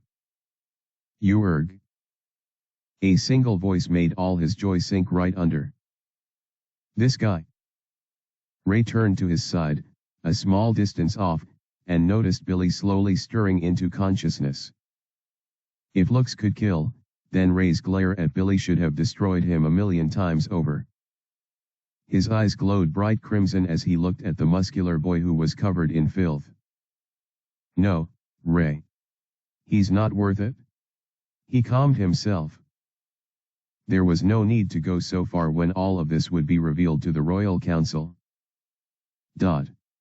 He used the skill on Billy, causing the boy to sink back into slumber. Ray also noticed that Alicia was regaining consciousness, so he did the same to her. They can't know who I am. Or that I came to save them. As the one known as Relix, he wasn't one known to walk the path of light. Unless. A brilliant idea just came to mind. Ray's eyes widened as he made a wide grin. That could work. Once Ray secured Alicia's safety, and confirmed that Billy's condition, albeit not stable, would not lead to his death, he decided to leave the room. There are 2 others here, but I don't think they're any of my concern. The most he could do was report to the soldiers and have the Alliance take it from there. I'm not abandoning them. They'll still be saved. It was just that Alicia and unfortunately enough Billy had more priority. Using he raised the two in the air and decided to take them out using this measure. Before he did this, however, he covered their entire bodies with long cloaks and hid their faces in masks, items that he took from his. I guess I should be happy about having spares. Ray made a wry smile. At least, this way, their identities would remain hidden even if I am seen with them. I'll activate as well, but there's a chance that won't work. All the preparations were complete, so Ray made his way to the exit. That was when he heard a voice. Ray. Huh. Ray paused right in his tracks as soon as his name echoed in the air. It came as a soft whisper, barely audible, but he heard it clearly. Who said that? His gaze slowly traveled to his side, where someone was lying on the ground. His eyes widened as he noticed her hand gripping the edge of his cloak, albeit weakly. She looked like a teenager, perhaps the same age as Alicia. Her short black hair and glowing blue eyes told him she was using some kind of skill. Help me. Ray. Skylar. Ray recoiled in confusion as he stared at her barely moving face. Other than her lips and her shaky hand, which now crumbled back to the ground, the girl was paralyzed. She's definitely using a skill. What is it? Since Ray had just seen her eyes glow, and she had said his name, he could confirm that he technically saw her using an ability. Status window. He murmured under his breath. Name Ray Skylar. Race human. Class Elite Enigma. Level 33. Life Force, 22. Mana level, 84. Combat ability, 30. Stat points, 57. Skills. Skills nil. Alignment neutral. You are a mystery to the world. While the underworld trembles in your presence, those on the surface do not understand your true strength. Ray tapped on his skill to see what kind of ability he had just encountered. Attack category, 29. Defense category, 11. Buff category, 10. Miscellaneous, 7. S tier, absolute appraisal. What the hell? Ray's eyes nearly popped out of his head the moment he saw the skill before him. She appraised me. Asterisk. Asterisk. Asterisk. Thanks for reading. Now this is what we're talking about. A new skill and a new, well, someone. Chapter 138, Absolute Appraisal. Tier, S. Ability, allows the user to see the status windows of the targets with perfect accuracy. Exception only occurs when faced with tiers higher than the tier of this skill. Ray could feel his jaw dropping as he looked at the panel before him. The hell? So she checked my status window and got my name. The girl kept staring at him with her doll-like face, her glowing blue eyes begging him to help. She seems to be in an even worse state than Alicia. That means she's been here for longer. Rather than just relying on the little information he had, Ray decided to use the skill she used on him and see the truth for himself. It's an S-tier skill, so it's bound to consume some mana. Still, Ray was dying of curiosity. He had to know. Name Asm. Race half-elf. Class commoner. Level 1. Life Force, 2/100. Mana level, 50/200. Combat ability, 3. Stat points, 0. Skills. Skills. Alignment neutral good. A genius due to her superior elf bloodline, but has been limited by her human genes and her unfortunate circumstances. She is currently poisoned and desperately needs help. Help her. What? Help her. This was the first time Ray had seen the system tell him to do something. It was usually a passive kind of interface. It didn't tell him anything about quests, neither did it interact with him in any meaningful way. It didn't even alert him any time he leveled up. But now, it's... Hold on, is this like a quest? Before Ray could follow that train of thought any further, he backtracked and reread the status window. That was when he fully grasped what he read. Hold on. What the hell are these stats? They were unbelievable, to say the least. At just level 1, and with the class of a commoner, this girl had stats that exceeded his when he was level 20 or so. Is it because of her race? A half-elf, huh? Ray looked at her ears, yet he didn't notice it peeking up. No pointy ears. How is she a half-elf, then? He couldn't deny what he read, though, and it wasn't like the system would lie about stuff like this. This is also an S-tier skill, and it perfectly shows the status information of my targets. It shouldn't have errors. Now that he thought of it, the fact that this girl could use such a high-tier skill despite her current state showed that she had to be the real deal. She even has Lucille's skill and an even better version of her. It was all so unreal. This is crazy. Ray found himself sighing as he slapped his hand on his face. She knows my identity, she is such a monster, and the system is telling me to help her. Ray sighed deeply at this point. All the factors of the situation told him that he had no choice but to act. And it wouldn't be fair if I left the last one here. Ray wondered if the last kid also had some sort of special ability that made him a monster as well, so he used his on him as well. Name Jake Landon. Race human. Class junior caster. Level 3. Life force, 1/3. Monolevel, 5/15.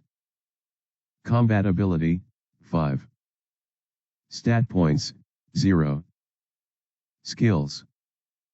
Skills. Alignment neutral. A human genius who, despite his young age, shows a lot of promise. He's going to be a talented mage in the future. He is poisoned. I see. By regular standards, he's a genius. But for Ray, he didn't seem all that special at the moment. Lucille was more of a genius when she was born, and when she was his age, she had far surpassed his current state. And while Lucille is recognized as the greatest mage in the entire alliance, her skills pale in comparison to the other worlders she helped summon. As such, Ray's interest in the boy diminished. Besides, the system didn't even tell him to save the boy.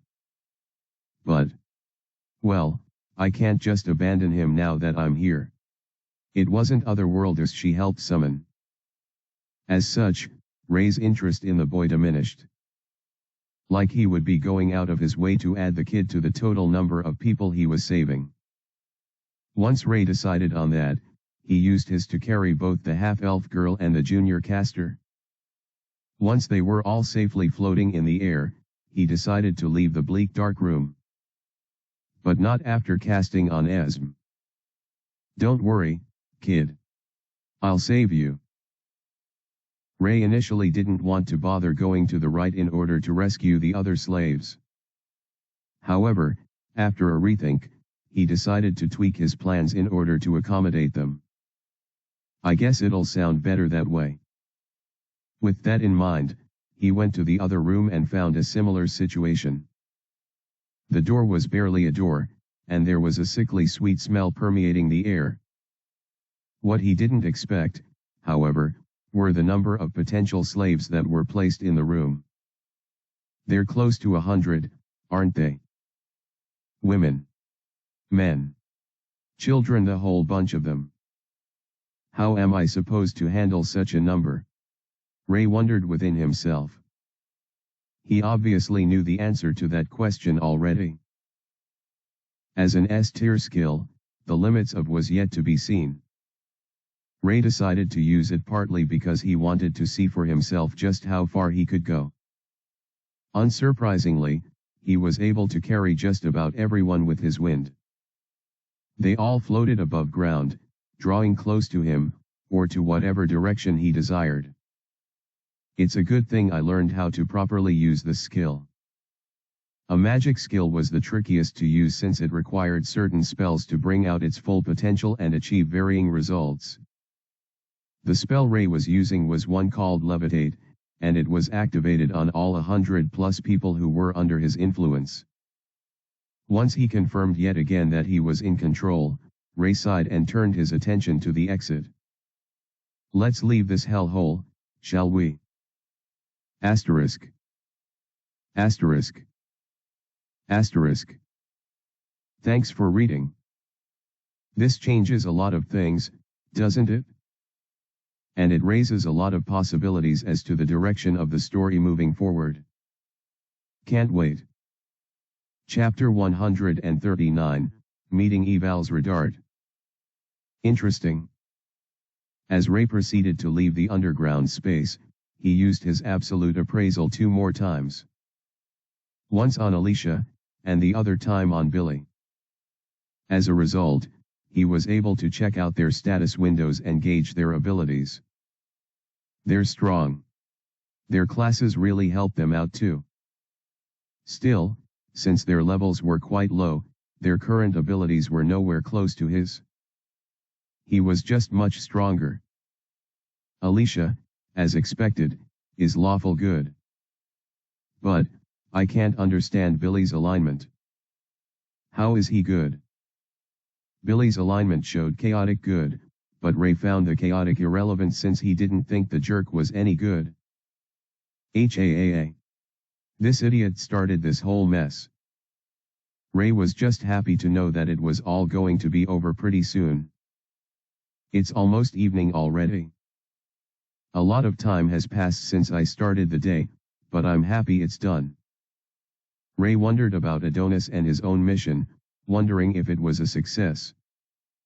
From what I overheard, they should be out of there before nightfall. The goal was to instantly teleport to the bottom level of the dungeon and quickly escape to an upper floor somewhere around the 30s. If they were able to achieve that, then, all they had to do was rush past the monsters and return home. Worst case scenario would be Adonis blowing open the floor ceiling so they could gain a shortcut to escape as fast as possible. In any case, they should be done by the time I return to the estate. Ray smiled in relief, finally happy that everything was going to be pretty much resolved. Bwooyish. He hovered to the ceiling and exited the open space that served as the entrance/exit of the underground passageway. He intended on bringing the slaves up once he confirmed the coast was clear. But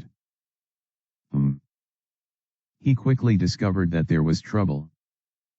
The first thing that greeted his sight was the mutilated body of the woman who led him here, Sylvia.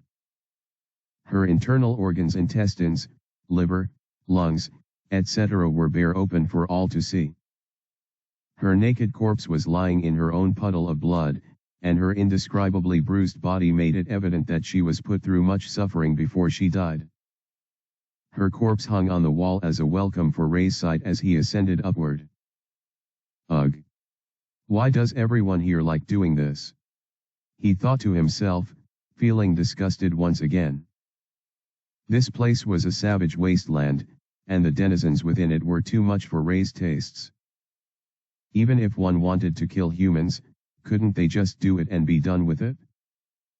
I don't even enjoy torturing monsters or anything. There has to be a limit. These people knew no limits, though, and that was why he constantly felt disgusted by them. Are you the one who did this? Ray sighed, not bothering to look behind him as he could already sense 3 individuals there already. With the hanging statue greeting his sight, though, he decided it was better to face his adversaries. I was waiting for you. Had to do something in the meantime. As Ray's eyes finally captured the 3, his focus fell on the man in the center. He was currently seated on a stool that was previously among the pile of old furniture within the room. The man had a black eye patch on one eye, with long black hair flowing down his shoulders. He had strands of beards protruding from his chin, and he was outfitted in a high-quality black cloak, with a formal suit underneath. In all regards, he looked like a top-tier shady individual, but his playful smile made it seem like he was just putting on a costume. What do you think? Pretty artsy, right? I took human sculpting as a hobby a few years ago when I got bored with plain old murder. As the man said this, he gestured to the two individuals who stood beside him. The male among them was outfitted in an elaborate warrior's armor, while the woman had a dark cloak on. They both seemed to be powerful individuals with years of experience in the job. They stepped forward the moment their boss gestured to them. My name is Evals Redart. Heard that name before? Ray shrugged the moment he heard this. Once or twice. There was a dangerous pressure building up in the room, but both of the main players maintained their positions. Ray was still floating in the air while Evals kept staring at him while being seated. Haha. I see. Makes sense. Evals chuckled, before covering his face with a palm. If you did something like this, it must mean you don't know me too well. As his menacing tone went forth, his two subordinates took battle stances. Ray stared at them, tempted to use, but decided not to. It drains too much mana. I'll just go a little hard on them while taking proper caution.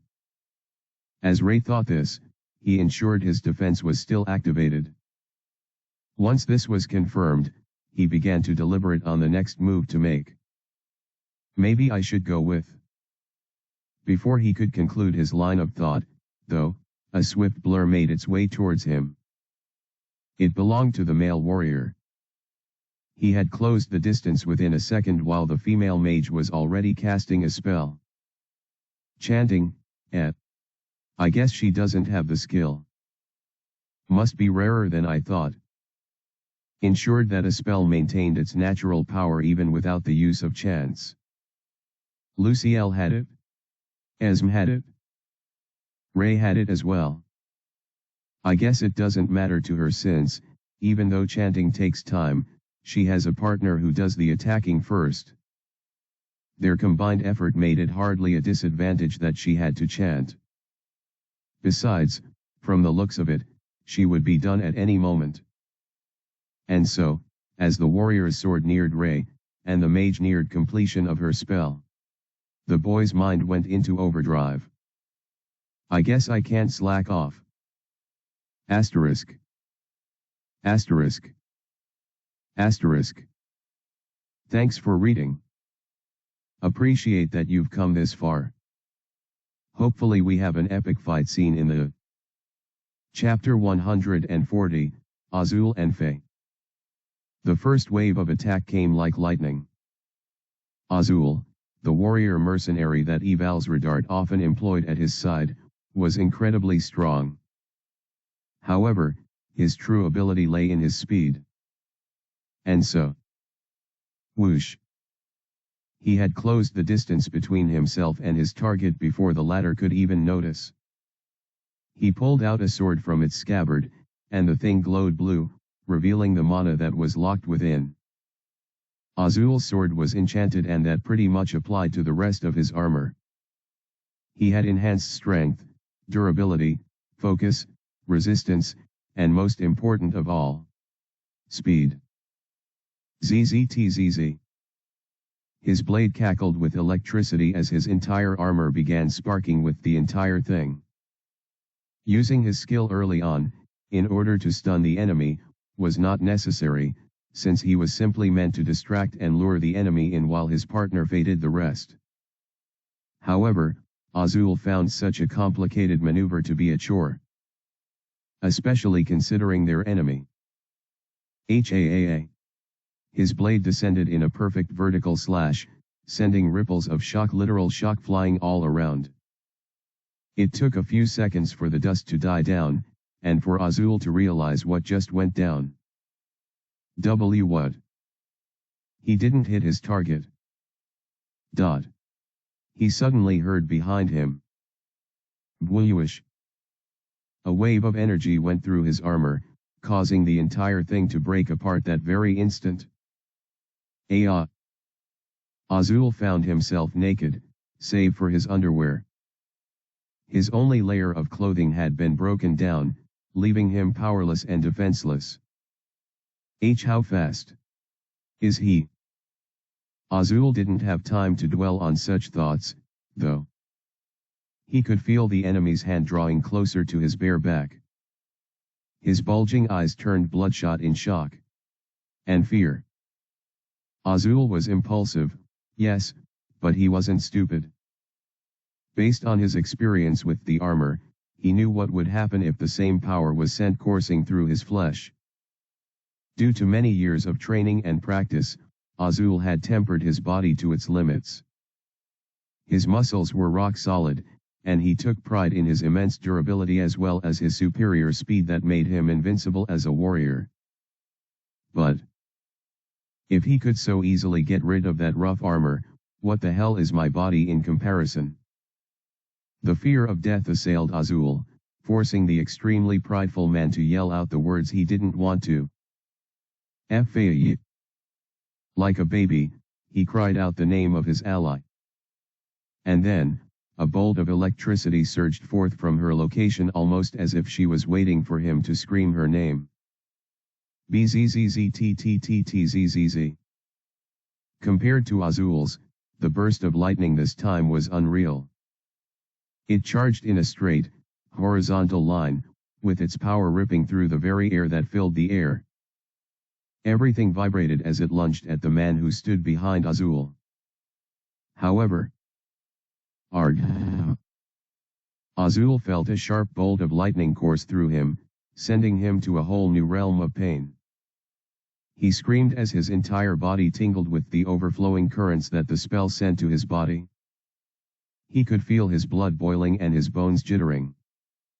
His eyeballs danced in their sockets as his flailing lips wouldn't stop moving. And then, after a few seconds of this agony, Azul collapsed to the ground. Fortunately, since the lightning spell was meant to make the target unconscious, Azul wasn't dead. His world just faded into black as frustration coursed through him. Faye was younger than him in both age and experience in the organization, yet her talent and incredible skill made her stand on the same level as him. Many even claimed that she was stronger than Azul, just because she was the one always ending up finishing off all their adversaries. She's not. It's because I take the vanguard and deal the first couple of strikes to the enemy so that she can finish them off. Their teamwork was a surefire way to win, but Azul had grown sick of it. Unfortunately, he was now paying the price. Boss. I'm so sorry. Right until he lost consciousness, he didn't know where his opponent was. Or what he would do next. He simply closed his eyes and lost himself to the darkness. Faye's eyes were wide open on shock as her spell missed its mark. No, that wasn't it. Her spell had gone straight for the target, but it ended up passing through it. Almost as if he was an afterimage. What in the world is happening? As she thought this, she took a step back. She had always had a weak constitution, so front-line battle was never her thing. That was why, despite not liking the man, she had to rely on Azul to deal the first strike and distract the enemy before she took her time and overwhelmed them with her magic. Why? Why didn't that idiot follow the plan? If he had, they wouldn't be in this situation right now. It was all his fault.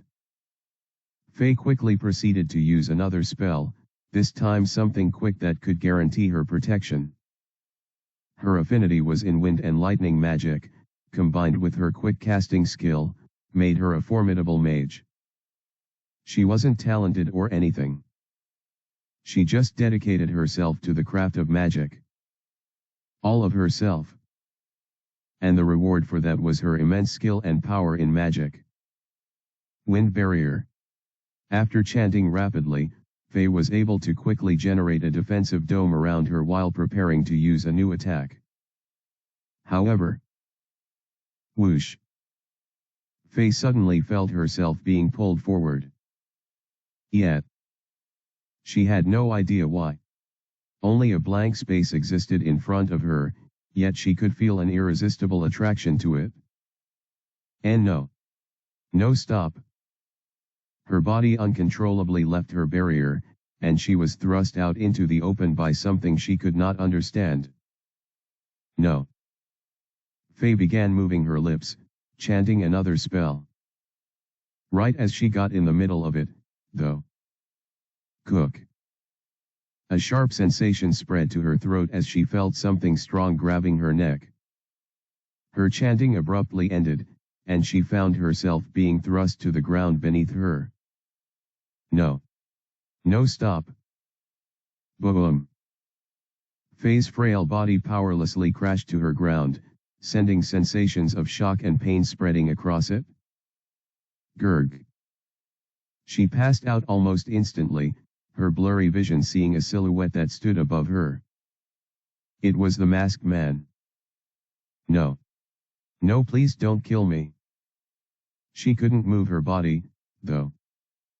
Faye could only plead with her thoughts as she lost all feeling within her body and sank into an abyss. Not knowing what would come next. This guy. Evalsredart watched the whole battle on his seat from beginning to end.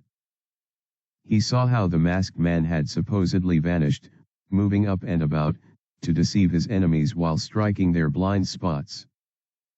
A broad smile coursed through his face. I've figured out your trick. Eval slowly rose to his feet as he stared at the now apparent being before him. He's using an illusionary skill. Unfortunately for this masked fellow, such things weren't going to work on someone like Eval's. I see everything.